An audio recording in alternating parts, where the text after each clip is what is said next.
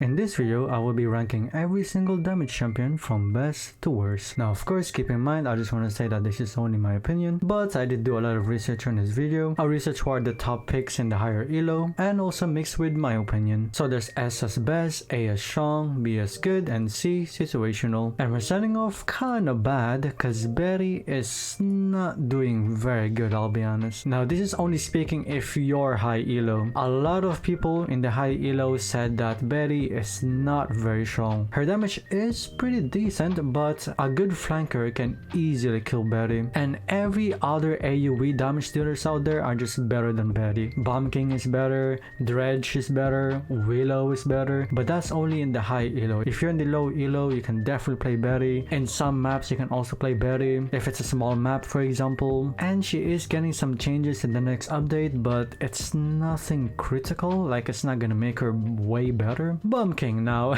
I love how we went from C tier to S tier. Bomb King is still one of the best damage dealers out there. Who am I kidding? Not one of the best. He is the best damage dealer currently. This guy just has everything, and this is what I'm talking about. Betty is kind of just all about damage, I guess, but with BK, his damage is just overall better. He has more CC. His escape is way better than Betty. His ultimate is way better than Betty. So overall, he's just so much better. Like, there's no reason for you to play Betty. And the thing that I do not understand is, for some reason, his talent accelerant is getting some buff when he's already the best damage.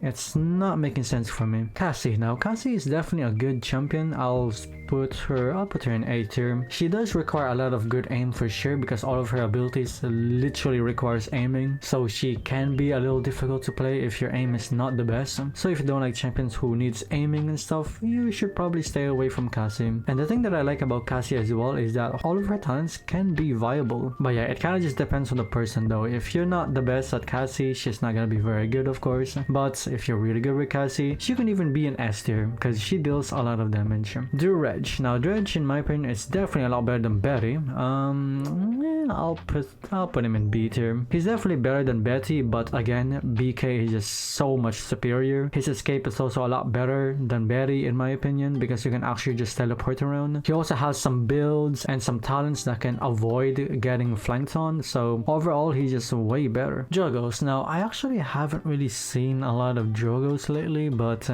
I've definitely seen a lot of good Drogoz players though. He's kind of in the high B tier, maybe a low A tier for me. Maybe he shouldn't really be this high because again, I don't really see him a lot. I feel like the people who only play Drogoz are like one trick Drogoz or something. And the thing is with Drogoz, it's either you're gonna pop off with Drogoz or you're gonna feed as Drogoz. And in the high elo, you might be good at Drogoz, but it might be easy to kill you as well because they know what you're doing. It's easy to hit a Drogoz when they're just flying around, you know, so you need to like find cover. Overall, he deals a lot of damage, but he can get shot down really easily if you don't know how to position yourself. He's kind of like in between in here. I mean, should I put him low B tier for now? I might move him higher later on. Imani is also around B tier for me. There's definitely better damage dealers out there. The thing is with Imani as well, she just feels so clunky. I'm not even sure if that's the right word to say. She's not very consistent. I think that's the word that I'm looking for. She can be good, but she can also be really terrible. And I feel like flankers can easily kill Imani as well if they know what they're doing. Literally an Eevee can easily kill you, a Vatu can easily kill you, even a Vora can easily kill you, because her escape is not really the best. Sure, you have the ice,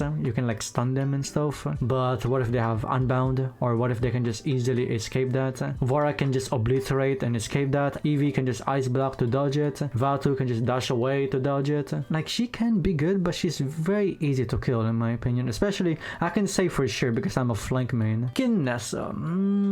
Damn, I actually want to put her around A tier. I feel like she's kind of like a specialist champion. If you don't know what you're doing, you're kind of feeding. I will leave her in A tier because, okay, hear me out, this might be a hot take, but I feel like if you're really good with Kinessa, you can make her so good. Though she can kind of be like a map dependent as well. Like, what if the map is so small? Then obviously she's not gonna be that good. Yeah, this might be a hot take. I can already see the comments saying like, oh, you put Kinessa that high? Oh my god, she's like B tier for me. I really do believe in Kinessa players. I really think they can carry the game really easily. Lian is a very solid champion. You cannot go wrong with her. You cannot even play Lian bad in my opinion. Most of the time the Lians that I see, they play either like averagely or like really good. I barely see Lian players that actually plays garbage. Her damage is pretty good as well. I mean, if you're getting flanked, you can easily just kill them as well. Your escape is definitely not the best, but why do you need to escape? Because you can just kill them. Your damage is so good. She's also not very hard to play. Some can argue you need aim with Lian. I mean, if you're using the proper talent, then yeah, she does require a little bit of aiming, but most of her talents, I think 2 of her talents, they're just auto aim, so they're kind of easy to use. Omen, now this might not be very accurate because he is getting some changes in the next update. I have tried this in the PTS and it seems okay. It's nothing too crazy. He's not too weak, he's not too strong. The only thing I don't like is they change his best card, which is the more card. They changed it and I'm not sure how I feel about it. I am a little biased on Omen though because I do not really like his playstyle that much. I don't like the way his ultimate is like this. Like it requires you to throw them on the ultimate. Like, hello? I need this other ability so I can make my ultimate work. Like, what? Like all of his abilities, I just do not like it. I might be a little biased here, but I'm putting him in B tier. Saati, now, I was gonna put her in A tier, but I think I'll leave her in B tier. First of all, her damage is pretty good, so you cannot really go wrong with that. And I feel like it's kind of hard to kill her as well, even if you're trying to flank her, because her damage is just so crazy, especially if you're running the specific talent. But she is getting changes in the next update. Personally, I don't know why she's getting some changes, especially it's not really the proper changes that she deserves in my opinion. Like no one was complaining that Saati was like terrible or anything. They're just making her coin like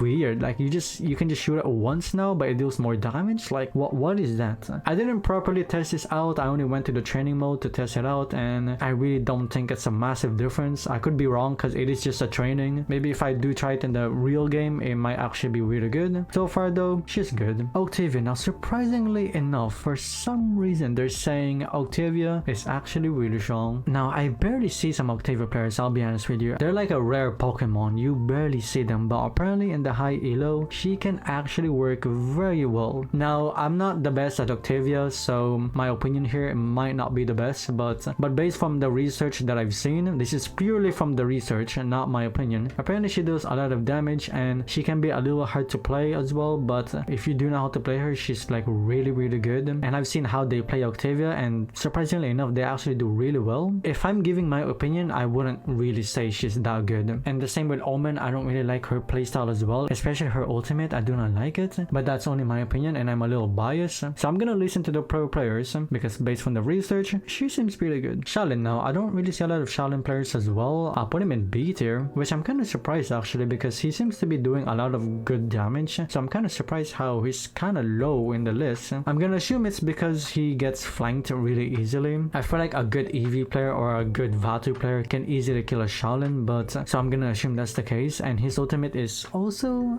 like it's alright. I feel like if you're a really good Sha Lin player, he can definitely be really good. Strix, now Strix, I would definitely say Kinessa is a lot better. I'll put Strix B tier. You can argue Strix deals a lot more damage compared to Kinessa because you don't need to charge your gun to be able to do a lot of damage, but in my opinion, Strix dies easily. At least with Kinessa, you have the mines to tell you if you're getting flanked, and you also have a teleport so you can escape. With Strix, you don't have a teleport, you have Invis, and I'm pretty sure you guys know this already, but everyone has a built-in illuminate. I do think a good buff for Strix may be to get his ultimate a lot more, because I feel like he needs that so he doesn't get flanked a lot, but until then, he's not that good compared to Kinessa. Tiberius, now I really think Tiberius is very underrated. I really want to put him here, I'll be honest with you, but I don't want to be completely biased because in the high elo he does get flanked really easily as well. Same with some of the champions here. They do a lot of damage but they die really easily, but he's just extremely fun to play. His ultimate is definitely not the best in my opinion, but you can kind of play it as a flanker ultimate where you don't really use it to kill, you kind of use it to like reposition yourself, to escape, or to chase someone. And in the high elo, he's not getting played a lot, that's why I don't want to put him too high. Based from the research, he's not getting played played a lot because he just dies quicker, and there's so many better damage out there. Tyra. Now Tyra is, I would definitely say, around A tier here. Tyra, you cannot go wrong with her because she just deals very good damage, and you can also argue but Kirb, she also dies very quick. If you know how to play flankers, you can just kill her really easily. I can definitely agree with you on that one, but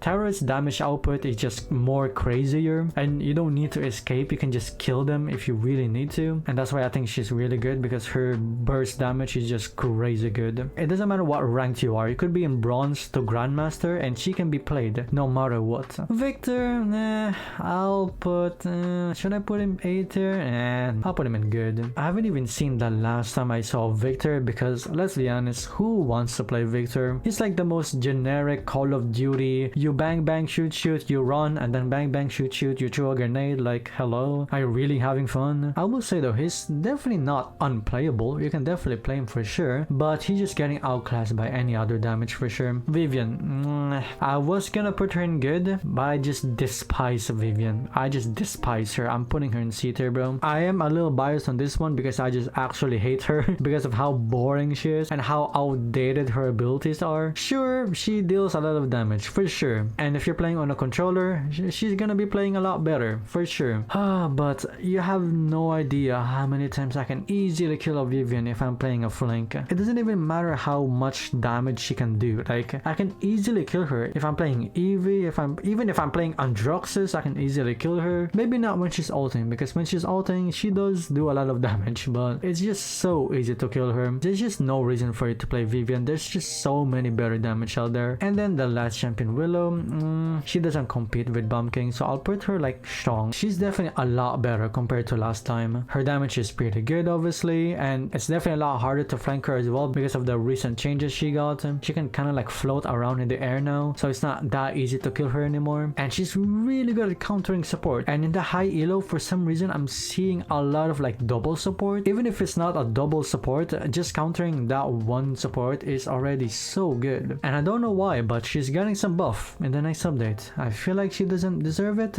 but yeah, she's gonna be a lot better in the next update. So guys, do you guys agree with my tier list over here? Comment down below if you guys agree with me or not. But of course, keep in mind that this is only my opinion. I have a lot of biased take over here or some hot takes, but at the end of the day, I did a lot of research on this video, also mixed with my opinion, so do not take it personally. Well, that's it for today guys, hope you guys enjoyed it, and I will see you guys next time. See you everybody.